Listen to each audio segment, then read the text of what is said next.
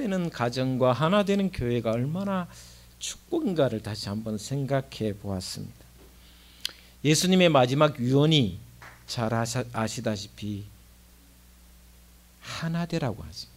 제자들에게 나는 이제 곧 십자가를 지고 죽겠지만 너희가 하나 되어야 된다. 그것을 위해서 또 하나님께 기도하는 모습을 봅니다. 오늘 에베소서는 바울이 감옥에서 쓴 편지인데 에베소 교회를 향하여 뭐라고 이야기하냐면 3절에 이렇게 이야기하고 있습니다. 평안에 매는 줄로 성령이 하나 되게 하신 것을 힘써 지키라. 평안의 줄로 하나님 주신 샬롬의 띠를 띠고, 여러분 허리띠는 왜 맵니까? 그죠? 바지가 흘러내리지 않기 위해서, 그죠? 꽉 졸라매야 되죠. 평안의 줄로 하나님 주신 평안으로 성령께서 하나 되게 하신 것을 힘써 지키라. 이것이 바울이 교회를 향한 외침이었습니다.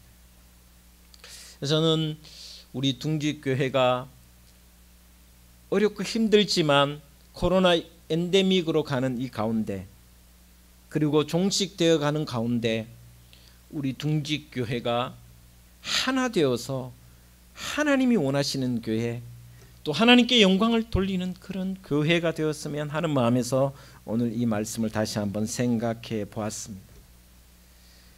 하나 되는 교회가 하나 되는 신앙 공동체가 하나 되는 길이 세 가지를 오늘 이야기를 하고 있습니다. 오늘 본 말씀 2절에 모든 것을 이야기하고 있습니다.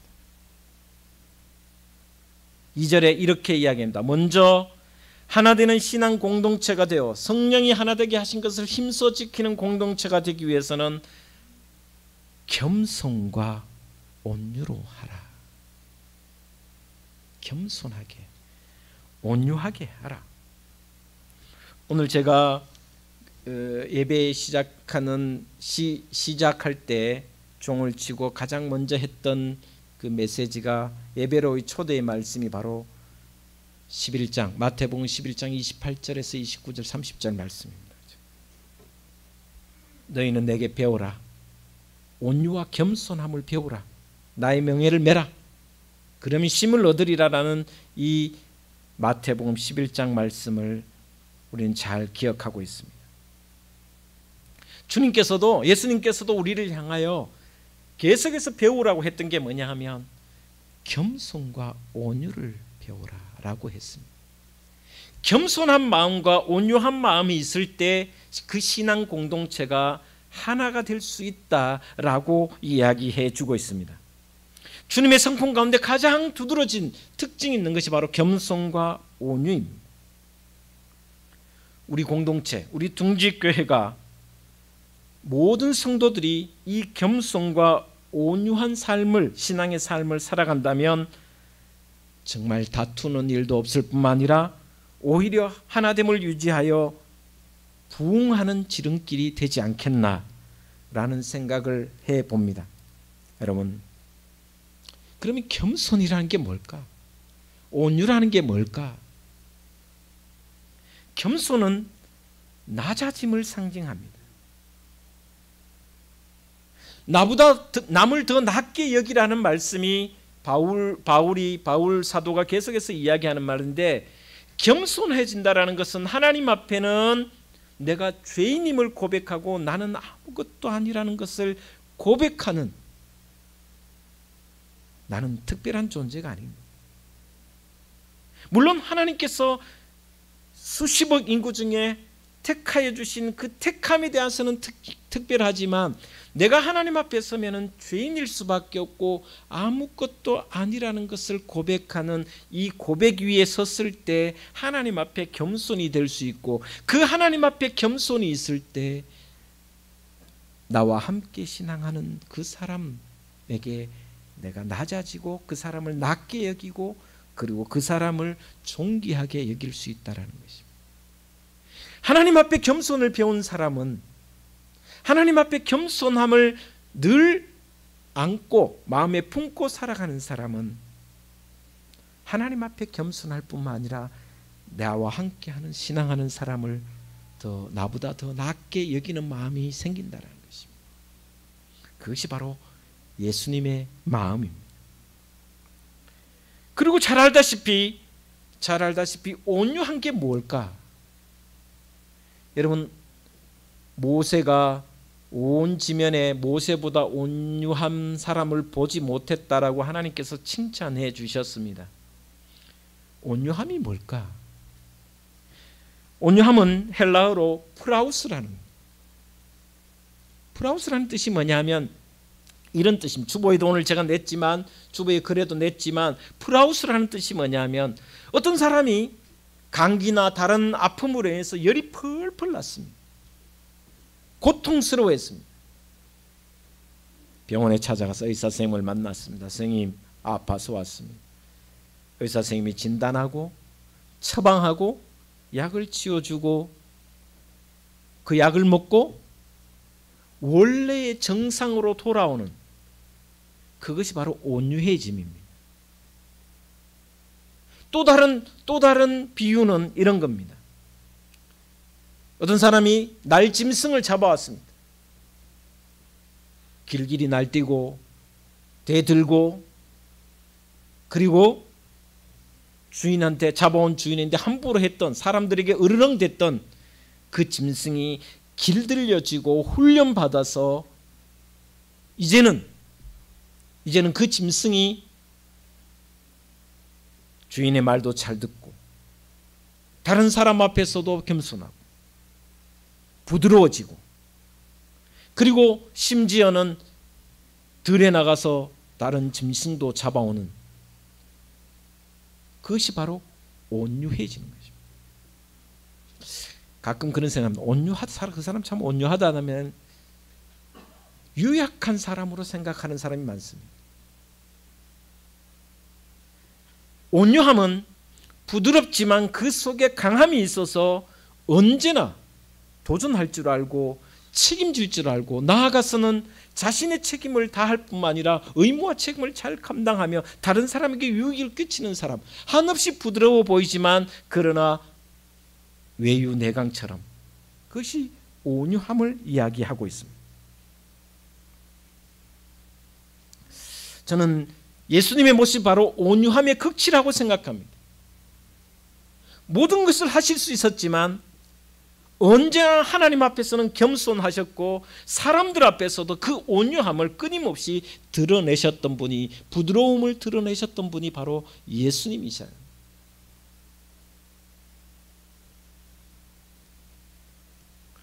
가끔 그런 생각합니다. 세상에 지금 세계사를 보면 세계를 지배한 사람들이 많이 있습니다. 그죠? 알렉산더 대왕이 또 있고, 우리 아시아로 보면 징기스칸, 몽골의 징기스칸도 있고, 중국의 유명한 왕들도 있습니다. 그러나 그 사람들은 다 세상을, 그 당시에 온 세상을 지배하고 온 땅을 차지한 것 같지만 지금 무덤 하나밖에 없습니다. 그러나 예수님은 무덤조차 없지만 그분의 겸손함과 그분의 온유함을 통하여 지금 온 세상을 지배하고 있고 온 세상이 주님의 세상으로 변화되고 있는 것이 바로 주님의 겸손과 온유함이다. 겸손과 온유를 통하여 하나 되게 하라고 이야기하고 있습니다. 여러분 모두 하나님 앞에, 사람 앞에 겸손과 온유로 살아가 가정에서도 하나를 이루고 또 교회에서도 하나 되는 신앙 공동체를 이루어 하나님 보시기에 기뻐하는 신앙의 삶이 되기를 주의 이름으로 축원을 드립니다. 두 번째, 오늘 본 말씀에 성령이 하나 되게 하신 것을 힘써 지키라. 교회가 하나 되는 공동체를 이루기 위해서는 어떻게 해야 되느냐면 오래 참으라. 오래 참아라.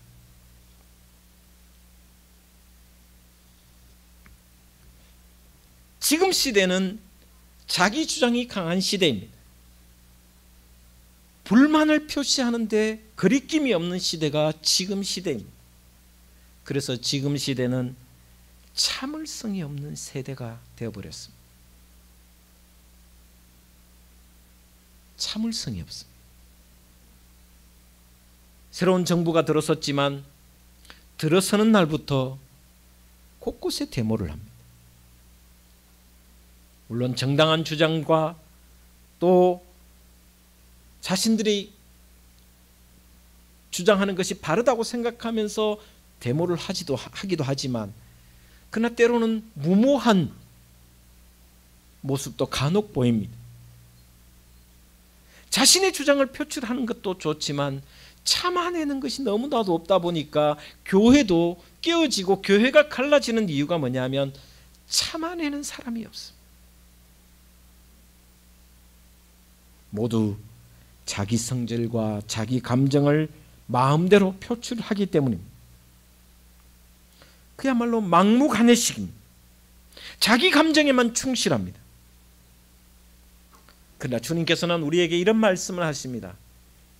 참는 자에게 복이 있다. 물론 정당한 불만과 정당한 표현은 해야 된다고 저는 생각합니다. 비판할 수 있는 것은 비판해야 된다고 생각합니다. 그러나 그럼에도 불구하고 참지 못하는, 감정을 주저앉히지 못하는 경향성이 있다라는 것. 그것 때문에 결국은 싸움이 일어날 수밖에 없고 교회가 갈라진다는 것입니다. 예수님께서는 우리에게 얼마나 참으라고 말씀하셨냐면 잘 아시는 대로 70번씩 7번 참으라고, 7번씩 70번이나 참으라고. 그러나 잘 아시다시피 무한대로 참으라고 하는 것이 아닙니다. 오래 참으라고 합니다. 영원히 참으라고 말씀하시지 않습니다. 죽는 순간까지 영원히 참으라고 말씀하시지 않습니다. 오래 참으라고 하십니다. 참고 기다리면 언젠가 하나님이 합력하여 선을 이루셔서 결국은 아름다운 열매를 맺어 주신다라는 것입니다. 가슴에 때로는 신앙생활 하다 보면 상처를 받을 때가 있습니다. 가슴에 상처를 받아도 쏟아내지 않고 주님 앞에 울며 기도할 때, 주님 오신 그날에, 심판의 날에 주님께서 우리에게 면류관을 주신다고 약속하셨습니다. 점점 교회가 참지 못하는 교회가 늘어나고 있습니다. 성경은 왜 애써 참으라고 했나? 그것은 바로 하나됨을 위하여입니다. 하나 되기 위해서입니다. 여러분 모두, 우리 둥지교회 모든 성도 여러분 모두 참고 또 참아, 오래 참아 하나 되는 공동체를 이루어 우리 둥지교회가 하나님께 영광이 될 뿐만 아니라 세상 사람들이 보기에도 복된 교회가 되는 그런 열매를 거두는 귀한 삶이 되기를 주의 이름으로 축원을 드립니다. 자, 오래 참기 위해서는 그러면 세 번째 어떻게 해야 되느냐는 것을 이렇게 이야기합니다. 한번 따라 하겠습니다. 사랑 가운데서 서로 용납하라. 예, 서로 혼자 말고 너도 용납하고 나도 용납하라. 헬라어로 여기 용납하다라는 뜻이 의미가 뭐냐면, 용납한다라는 것은 뭐냐면 이런 뜻입니다. 바로 담요, 이불을 덮어주라는 것입니다. 우리가 잘 아는 대로 노아의 홍수가 있었습니다. 창세기 6장부터 시작한 노아의 홍수로 인해서 온 땅이 물로 덮고 노아의 가족 외에는 다, 이 땅의 생명들은 다 사라졌습니다. 그런데 노아가 아라랏산에서 정착을 하고 농사를 지어 풍성한 포도의 생산을 얻고 그게 너무 좋았어. 그 열매가 너무 풍성하고 좋아서 포도주를 많이 마셨습니다. 술을 너무 많이 먹다 보니, 포도주를 너무 많이 먹다 보니 결국은 약간의 실수를 했습니다. 옷을 벗은 채로 잠을 잤습니다.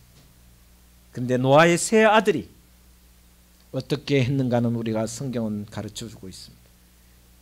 첫째 아들인 함이 와서 아버지의 벌거벗은 모습을 보고는 나가서는 사람들에게, 형제들에게 우리 아버지 꼴 좋다, 술 먹었다는 말 아니게 술 먹고 저렇게 한다, 비웃고 비난했습니다.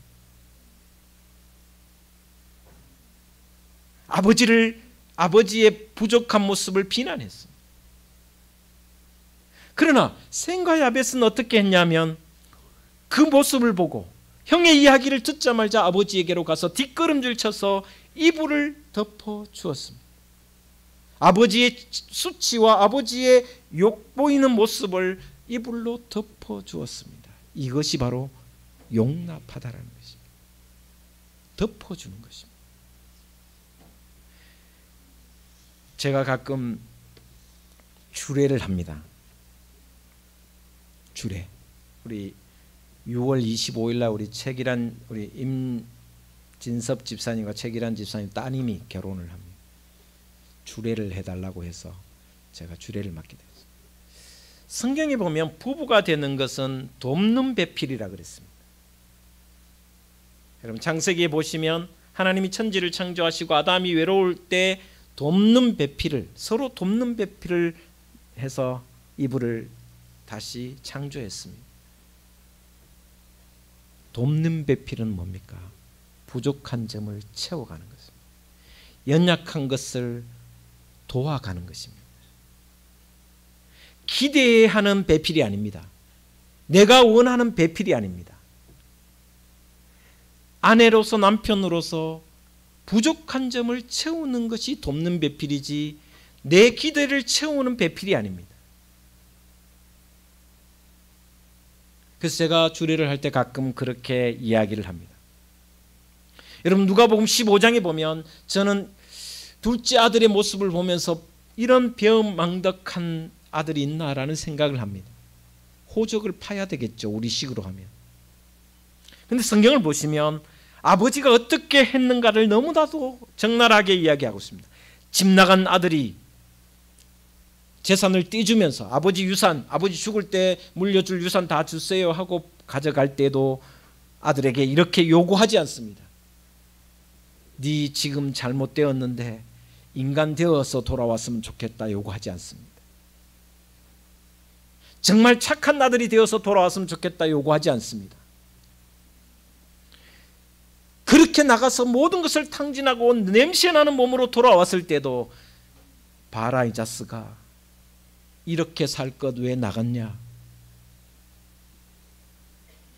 있는 모습 그대로 안아주셨습니다. 돼지우리에서 일하던 그 모습 그대로 냄새나는 옷을 입고 온 씻지도 못한 있는 모습 그대로를 아버지는 안아주면서 품어주면서 손가락에 반지를 가락지를 끼워줄 뿐만 아니라 송아지를 잡아서 살찐 송아지를 잡아서 잔치를 베풀어 줍니다. 그러면서 잃어버렸던 내 아들을 찾았다고 하나님께 영광을 돌리는 모습. 이것이 용납하는 것입니다. 이게 덮어주는 겁니다. 우리는 찬송을 부를 때 내 모습 이대로 받아옵소서 찬양은 잘합니다. 하나님께, 주님께 나를 받아달라고 할 때는 내 모습 이대로 받아달라고 하는데 성도들의 조금 부족한 모습을 보면 그 모습 그대로 받아주지 못할 때가 참 많습니다. 저는 행복한 목회자라고 생각합니다. 왜냐하면 제 모습을 제가 좀 잘 알아요.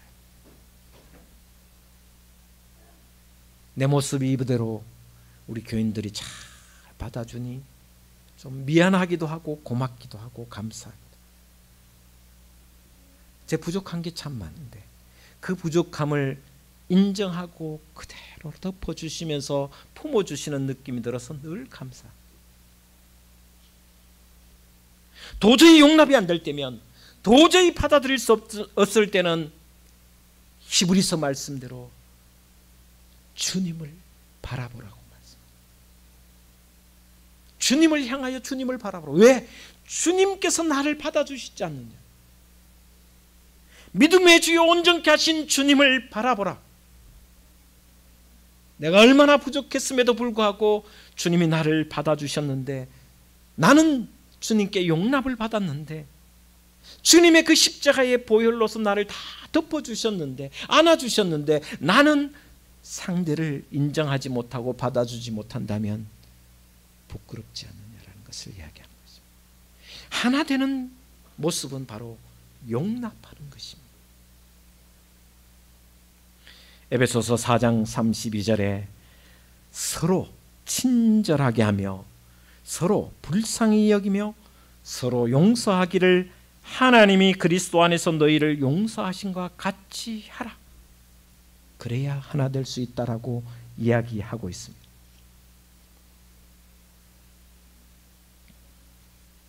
여러분, 교회가 하나 되는 것은, 신앙 공동체가 하나 되는 것은 옳고 정당하고 잘나고 똑똑한 것으로 되지 않습니다.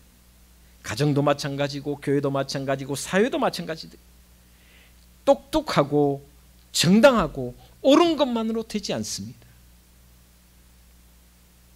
오늘 말씀처럼 겸손과 온유함과 오래 참음과 나아가서는 서로 용납할 때만이 가능하다라고 말씀해 주고 있습니다. 오늘 이 말씀이 저와 여러분의 말씀이 되어서 가정에서나 직장에서나 교회에서나 하나 되는 공동체를 이루어 하나님께 영광을 돌리는 그런 저와 여러분의 믿음의 삶이 되기를, 그래서 복된 신앙이 되기를 주님의 이름으로 축원을 드립니다. 기도하겠습니다.